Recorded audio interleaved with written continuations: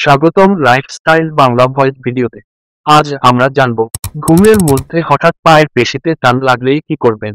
ভিডিওটি লাখো মানুষের সাথে শেয়ার করুন এবং আগত নতুন টিপসের জন্য চ্যানেলটি সাবস্ক্রাইব করতে ভুলবেন না। পায়ের মাংসপেশিতে হঠাৎ টান ধরার সমস্যা অনেকেরই হয়ে থাকে, বিশেষ করে রাতে ঘুমের মধ্যে এটা বেশি হয়। তীব্র ব্যথায় ঘুম ভেঙে যায়, কিছুতেই পা আর সোজা বা ভাঁজ করা যায় না। কখনো কখনো একটানা পা ভাঁজ করে রেখে হঠাৎ সোজা করতে গেলে বা সকালে হাঁটা শুরু করার পরও পায়ের পেশিতে টান পড়তে পারে।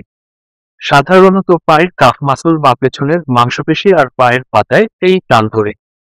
টান ধরার কারণ এই পেশির হঠাৎ শক্ত হয়ে যাওয়া। মাঝে মধ্যে ব্যথা উড়ুতেও উঠে আসে। ব্যথার তীব্রতা কারো ক্ষেত্রে কয়েক সেকেন্ড পর্যন্ত স্থায়ী হয়, আবার কখনো কয়েক মিনিট থেকে শুরু করে সারা রাত ভোগাতে পারে। যে কোনো বয়সের যে কারোরই হতে পারে এর সমস্যা, তবে বয়স্ক ও নারীদের মধ্যে এই পেশিতে টান পড়ার প্রবণতা বেশি। কেন হয়?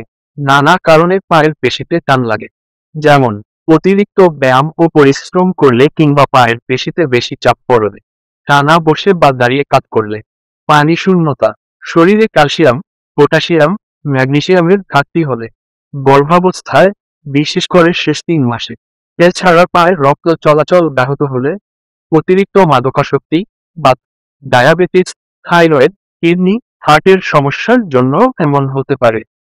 যা করা উচিত: 1. পায়ে টান পড়লে দ্রুত পেশিকে রিল্যাক্স করতে হবে। পেশি প্রসারিত হলে ব্যথাও কমবে।